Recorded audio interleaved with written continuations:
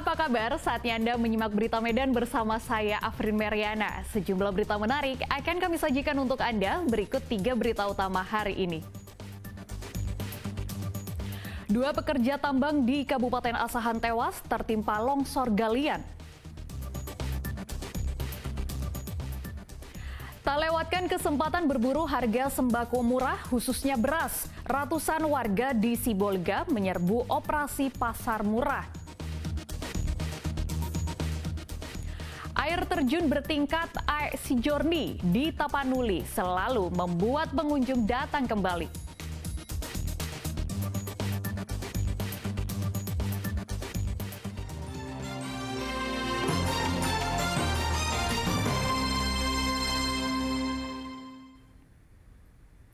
Sekelompok anggota Ormas mendatangi outlet tempat makan dan memaksa mengambil alih lahan parkir.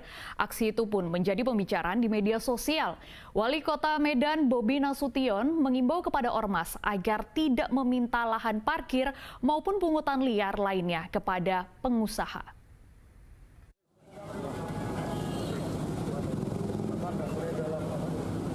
Bobi Nasution menegaskan semua pengelola parkir punya mekanisme di bawah naungan Dinas Perhubungan dan Dinas Pendapatan. Pernyataan itu diungkap Bobi merespon masalah Ormas dengan manajemen Mi Gacoan.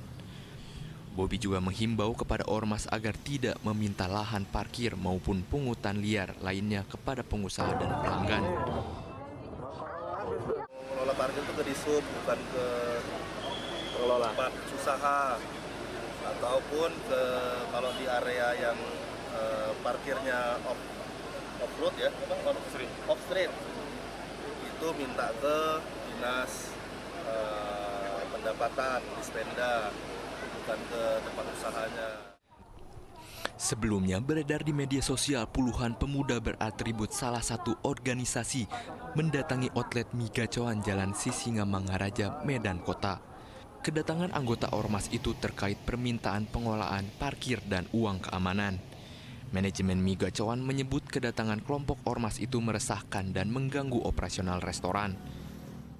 Ormas tersebut sudah berulang kali, ada sampai 5 ke 6 kali, ada yang pakai uniform dan ada juga tidak pakai uniform.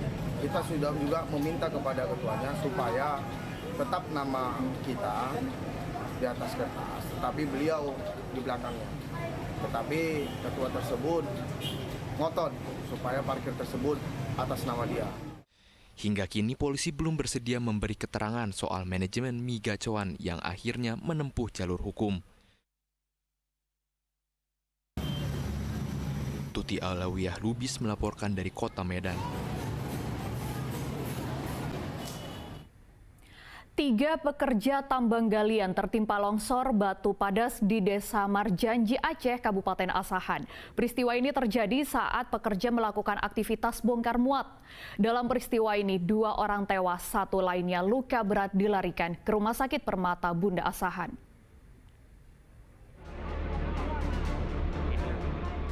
Puluhan pekerja dan warga berupaya mengevakuasi pekerja tambang yang tertimbun longsor galian batu padas di Desa Marjanji, Aceh, Asahan, Sumatera Utara. 2 dari 3 pekerja tewas di tempat akibat tertimbun batu dan terjepit truk. Menurut kepala desa setempat, peristiwa ini terjadi saat pekerja melakukan aktivitas bongkar muat. Naas seketika batu padas terjun dari ketinggian belasan meter. Sebelum kejadian, warga setempat sudah memperingati resiko longsor menyusul tingginya curah hujan di desa lokasi tambang galian batu padas. Apa yang diangkut dari ini? Batu padas sih tahu saya, Pak. Semalam Bu, ada berapa korban jiwa yang 2, Pak. 2 orang. 2 orang, 3, 1 luka-luka dibawa ke rumah sakit, 2 orang yang meninggal. Semua warga sini, Bu? Warga Kebun Bambu 1, Desa Setunjak 1. Baru yang luka-luka itu Desa Persatuan. Lebih kurangnya kayak gitulah, Pak. Bu, informasi yang didapat, Bu, korban meninggal ini, Bu, itu apakah pekerja atau bagaimana, Bu? Yang saya dengar pekerja, Pak. Jasad korban yaitu Fahmi dan Suryono telah dievakuasi dan diserahkan kepada pihak keluarga. Sedangkan korban luka Tarwin hingga kini masih dirawat di rumah sakit swasta Asahan. korban semalam sudah dievakuasi dan di lokasi juga sudah dipasang garis polisi tanda dilarang masuk. Faktor-faktor Bang kira-kira apa Bang ini Bang? Untuk sementara Bang? Untuk sementara kalau faktor bisa kita prediksi mungkin karena disebabkan ada pelaksanaan pekerjaan galian pada waktu kejadian, tapi di lokasi juga kita melihat ada aliran air, kemungkinan juga bisa jadi air yang mengalir itu menggerus tanah sehingga tanah yang tidak padat berakibat pada terjadinya longsor.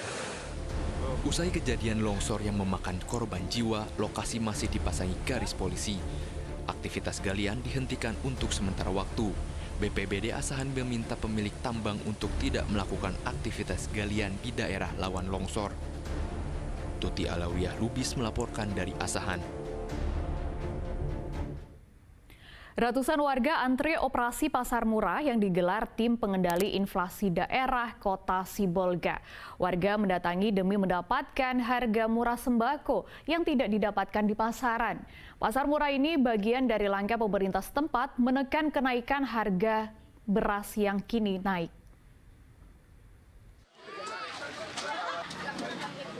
Warga berebut demi mendapatkan harga murah sembako yang tidak didapat di pasaran.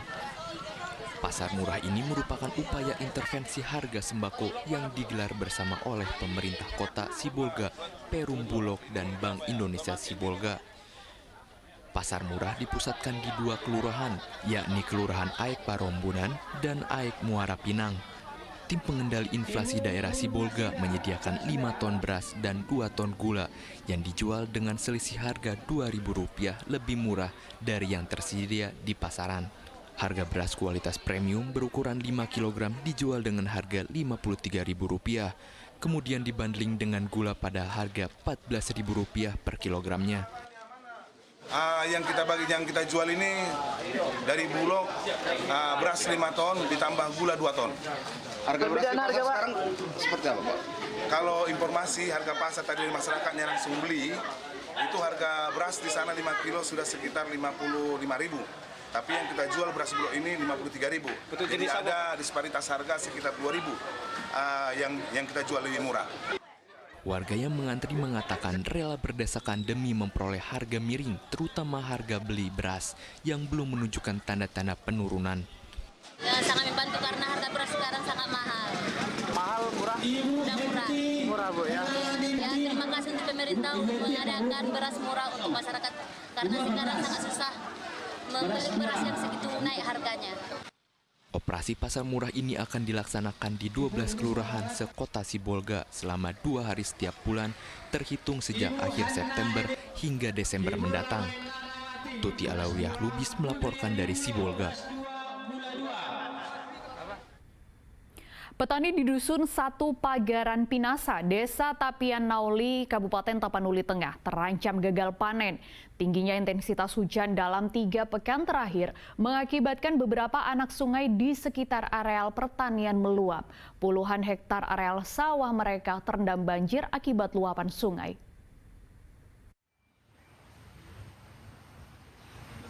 Para petani di Dusun 1 Pagaran Pinasa, Desa Tapian Nauli, Tapanuli Tengah hanya bisa pasrah atas kerusakan tanaman padi yang sedianya siap dipanen dalam waktu dekat. Harapan petani tersebut kandas seketika.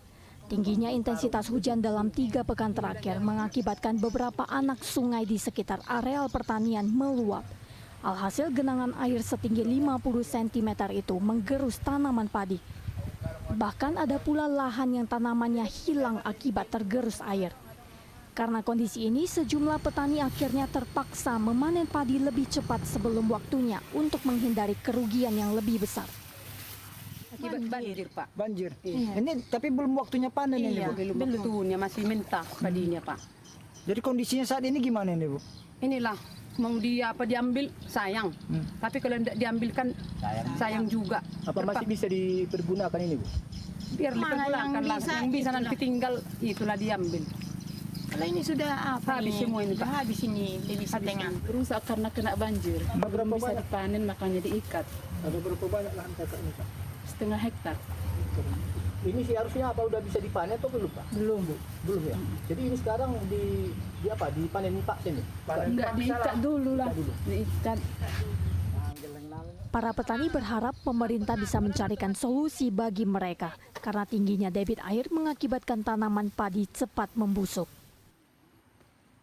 Tuti Alawiyah Lubis melaporkan dari Tapanuli Tengah.